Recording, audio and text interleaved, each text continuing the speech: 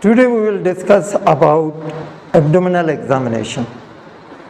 First, you have to introduce yourself to the patient and take permission for examination.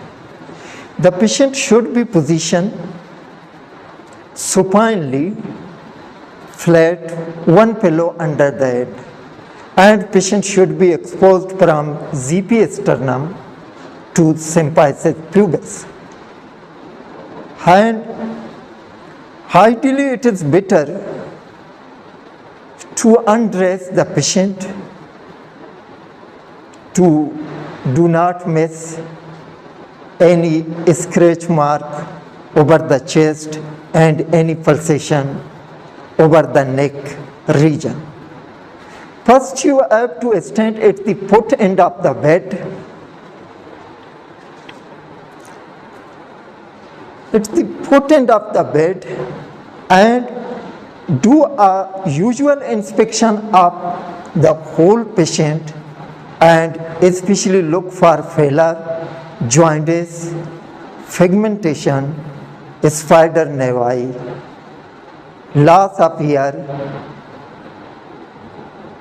gynecomastia, and look at the abdomen for abdominal distension, any stripe, visible pulsation, shape and position of umbilicus. Kneeling at the right side of the patient abdomen should be at eye level. सांस ले ले. Ask the patient to take a breath and observe a symmetrical movement of the abdomen. Now stand up and look the abdomen for any distension, localized bulge, and shape and position of the umbilicus. Umbilicus become everted and point downward in case of ascites, while it point upward in case of a pregnancy or huge ovarian cyst. And observe for any visible pulsation, and especially in epigastric region, may be due to abdominal aortic aneurysm. And also observe for a skin lesion such as the striae due to the rupture of the elastic fiber due to the increased abdominal pressure. If the striae are wide and purple, always suspect Cushing syndrome. And look for skin discoloration around the umbilicus, that is the Collen sign. It may be due to acute pancreatitis, and skin discoloration in the flank, that is called Gray Turner sign. It can also occur in acute pancreatitis. And look for visible veins. If there is visible vein, you have to assess direction of the venous flow. In case of a portal hypertension, the direction will be away from the umbilicus, but in case of inferior vena cava obstruction, the direction will be upward from groin. Then you ask the patient to cup and to observe the hernial orifices for any visible expansile cup impulse. Cancer? Okay. Then you observe the distribution of the pubic hair. There will be the scanty pubic hair in case of hypogonadism and hypopituitarism. And if the pubic hair is a male pattern, in a female patient, always suspect there is adrenal viralism or polycystic ovary syndrome, PCO. And if in case of a male patient and pubic hair distribution is like in female pattern, always suspect chronic liver disease. Then you proceed for palpation. For descriptive purpose, the abdomen is divided into 9 regions and 4 quadrants. 9 regions by 4 imaginary lines, 2 horizontal lines and 2 vertical lines. 2 horizontal lines, the upper horizontal line connect the subcostal margin in this manner between the umbilicus and epigastrium. The lower horizontal line collects the tubercle of the iliac crest. And 2 vertical line, this is the mid-inguinal point. 2 vertical line pass through mid-inguinal point on either side of the abdomen.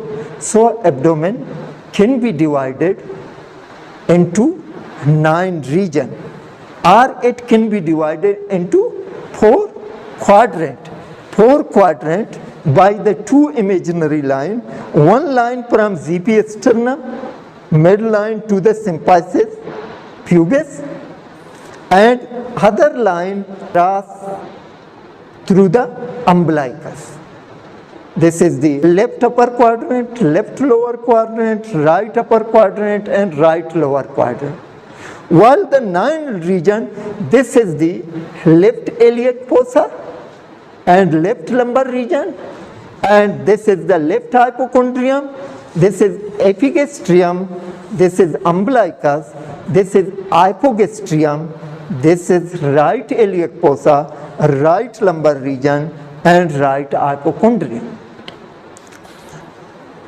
Before you palpate the abdomen, you have to ask about pain and tenderness. Because the pain and tenderness, it can give you a diagnostic clue at the bedside. पेट में दर्द तो नहीं है. First assess light palpation, beginning at the left iliac fossa, and look the patient face intermittently during the palpation, just like light palpation. To gain the patient confidence and to observe any tender point. Now proceed for deep palpation for any organomegaly, for any masses, and ask the patient to take, breathe in and out during palpation. And palpation begin in the left iliac fossa and end right hypochondrium, just like a S shape. And your wrist and elbow should be in the same horizontal plane, and the finger should be placed at the metacarpophalangeal joint. And during the expiration, you continue pressing your finger, while during inspiration, make your hand in a still position. मुंह खोल के सांस लेते रहें.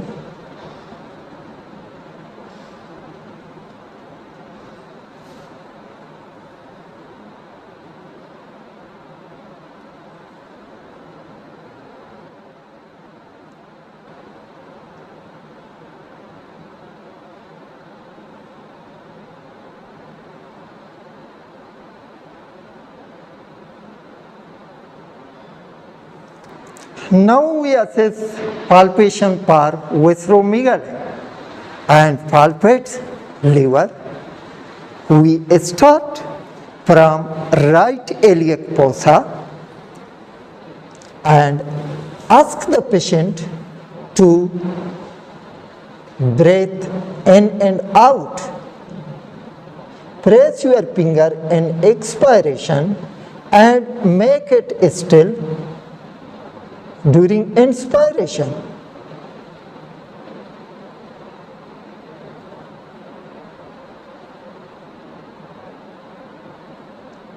Till reach right hypochondrium. Now percuss from right iliac fossa toward right hypochondrium.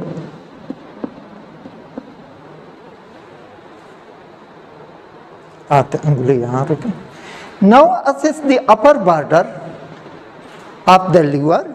Start percussion from second intercostal space in the midclavicular line downward. Third, fourth, fifth, sixth. The upper border of liver is in the sixth intercostal space in the midclavicular line. Now measure the total liver span in centimeter with the help of measuring tape. The total liver span is 12 centimeter in the midclavicular line. If the liver is palpable, assess its size, surface, consistency, tenderness, margin. The nerve liver span is 12 plus minus 2 centimeter approximately in the midclavicular line. Now assess for splenomegaly. Start palpation from right iliac fossa toward left hypochondrium. सांस लें.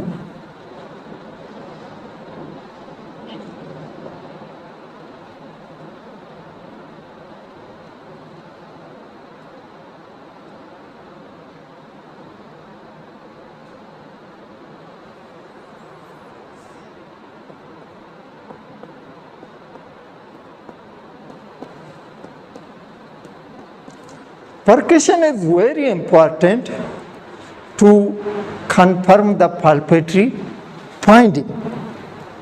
Now assess for kidney enlargement by manual method and place one end posteriorly, it's the lumbar region, and exert pressure forward with the left hand and the right hand interiorly on the lumbar region. Ask the patient to take a deep breath. If the kidney is enlarged, it becomes bloatable.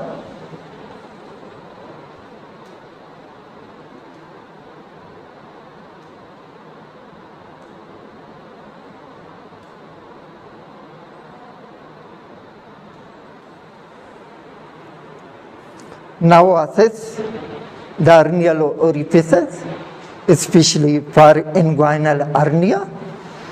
Draw a line from ZP sternum to the symphysis pubis and just about 2 and 3 centimeter lateral to the symphysis pubis is the pubic tubercle.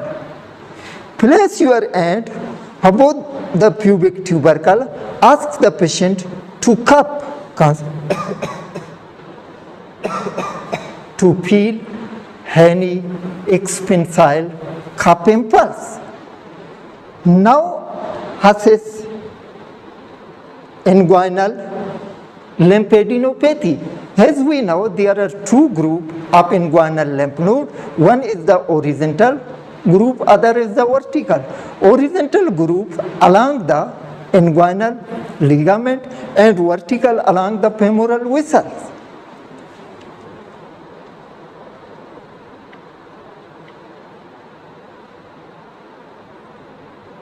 take permission from the patient and feel for testes. Now we will percuss the abdomen for ascites to assess the shifting dullness and fluid thread. Start from epigastrium.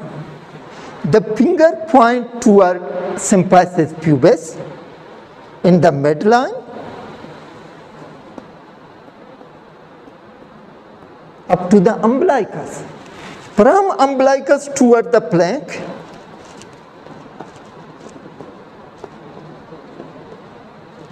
to assess any dullness.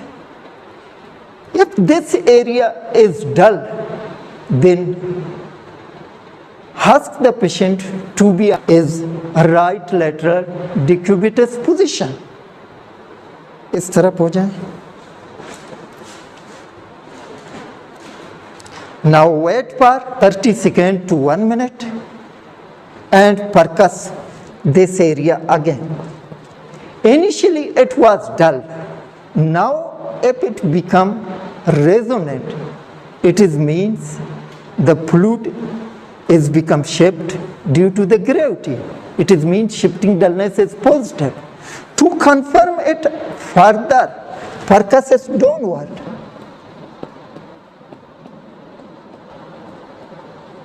You will get dullness again by percussing in downward direction.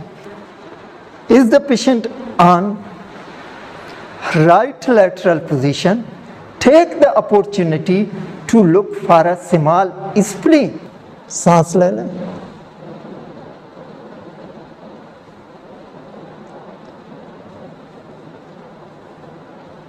Now percuss lowest costal margin toward the left costal area. Starting percussion from interior axillary line. सांस ले लें. If spleen is mildly enlarged, this area on percussion become dull, especially on inspiration. Is the patient right lateral position? Take the opportunity to look for sacral oedema. Take the opportunity to look for sacral oedema. सीधा हो जाए.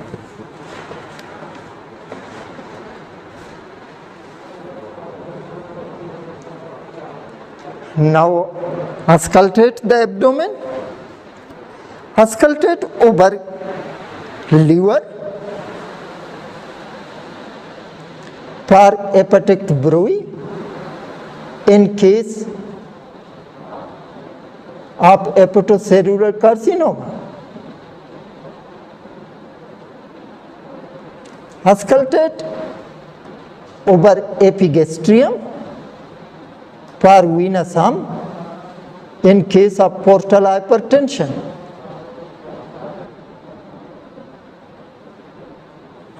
Auscultate over enlarged spleen for splenic rub, may be due to splenic infarction.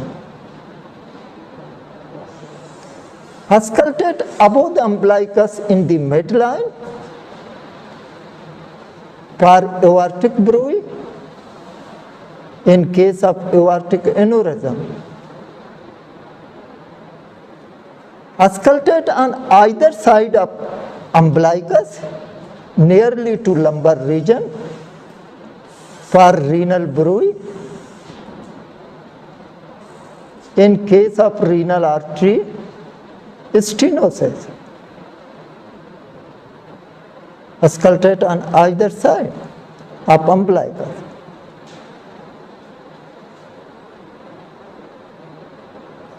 Just below the umbilicus on right side at the area of ileocecal junction, for bowel sound.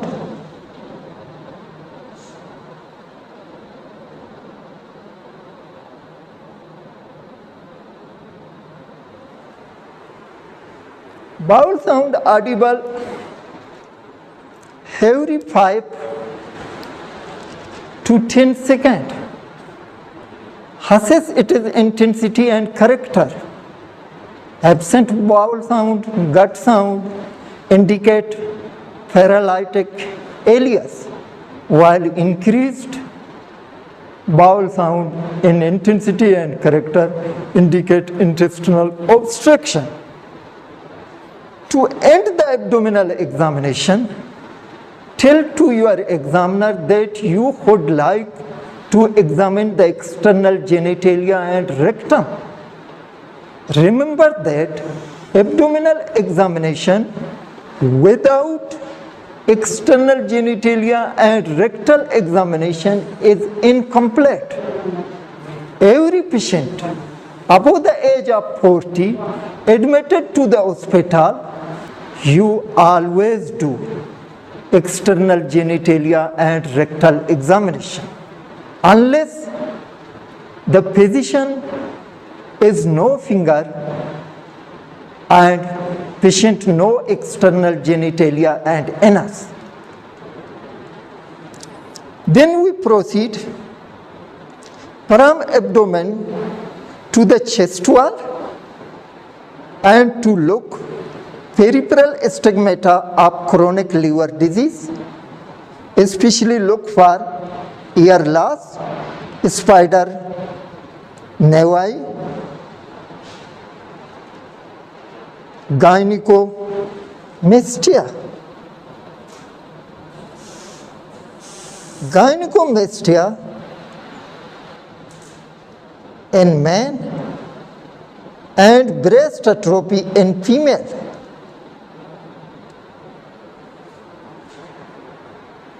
Any bruising, ecchymosis. Then examine the axilla.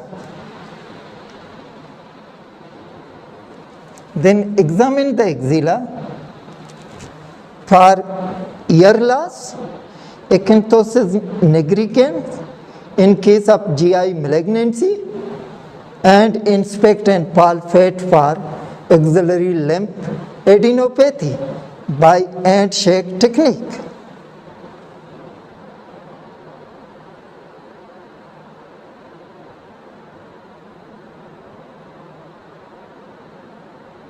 This is the lateral group.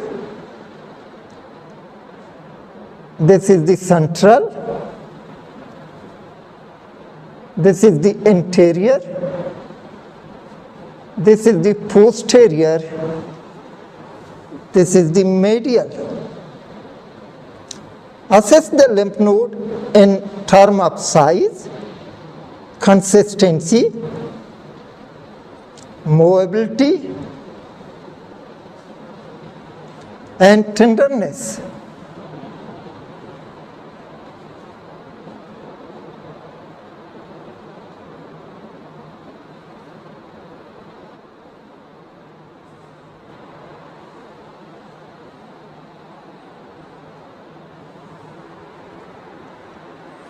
Now proceed to the neck and check for raised JVP.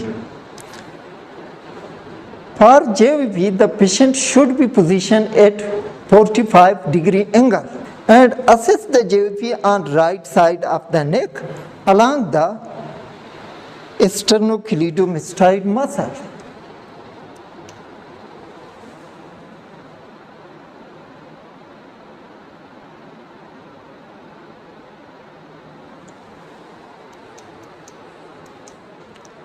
Then look at the eyes and especially look for failure. ऊपर देखें conjunctiva failure, नीचे देखें sclera पर jaundice.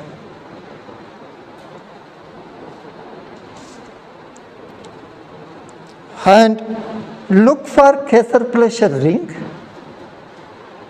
at the corner of cornea occur in case of Wilson disease due to the deposition of a copper in the decimate membrane of cornea.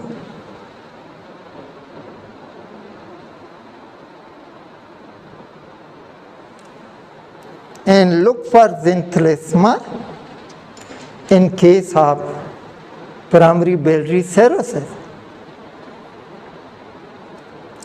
Now inspect and palpate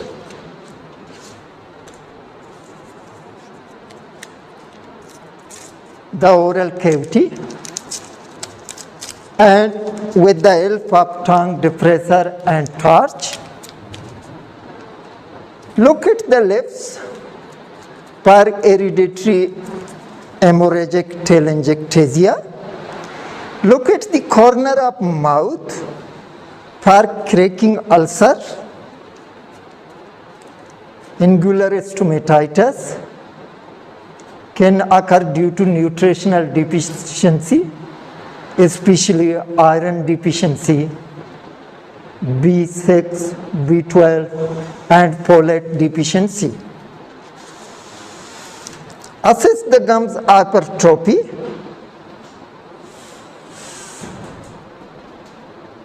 And a state of dentation. मुंह खोले, ज़बान दिखा दें, ज़बान बाहर नहीं. Assess the tongue for atrophic glossitis can occur due to nutritional deficiencies such as iron deficiency, folate deficiency, and B12 deficiency. ज़बान अंदर रखें, मुंह खोले. Assess the buccal mucosa for any petechial rashes and assess for oral candidiasis.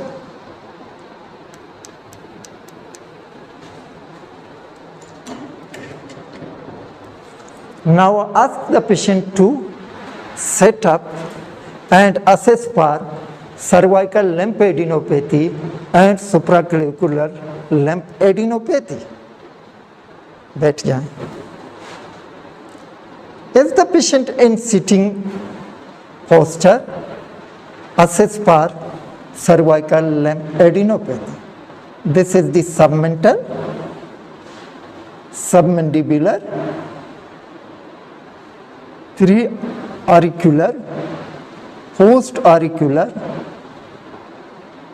interior cervical along the interior border of sternocleidomastoid, posterior triangle. This is occipital. For supraclavicular lymphadenopathy, push your finger behind the clavicle. Especially assess the left supraclavicular lymph node in case of GI malignancy. That is called Trozier sign. Is the patient in sitting posture? Take the opportunity to look for any scratch mark and deformity of the chest, and in case of ascites, assess for sacral oedema. Focus the base of the lungs and auscultate for pleural effusion in case of ascites. Focus at the lung bases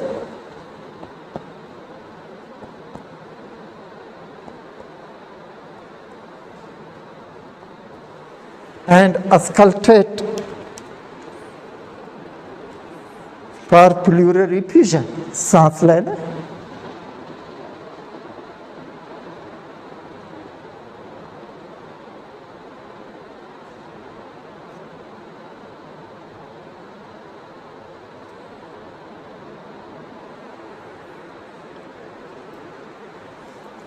सीधा late जाएं. Now the patient is lying flat. Observe the arm for any bruising, ecchymosis, petechial rashes, AV fistula, and pigmentation. Pick up the patient and observe for wasting of interosseous muscle, for dorsal guttering. Observe the nail for clubbing, chylonychia, leukonachia. At this time. And look for palmar erythema. Palmar erythema is the reddish discoloration over thenar and hypothenar eminence. And observe for wasting of small muscle of the hand, especially thenar and hypothenar eminence. And check for Dupuytren contracture. And check for flapping tremor of the outstretch hand. हाथ इस तरह करें, अंगुली खोलें. Check for flapping tremor of the outstretched hand. Fingers should be separated and the wrist should be extended. And look for any irregular jerky movement of the hand at the wrist and at the metacarpophalangeal joint. Flapping tremor can occur in liver cirrhosis and it can also occur in respiratory failure, cardiac failure, and renal failure.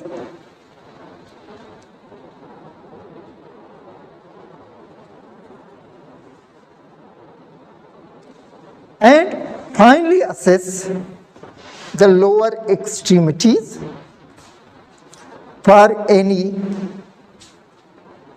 bruises, ecchymosis, petechial rashes, and finally check pedal oedema over the bony prominence.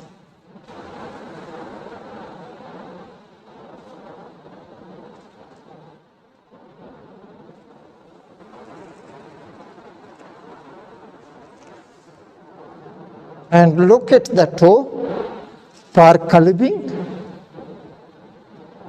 chylonychia. At the end of examination, thank to your patient and help him to get redress.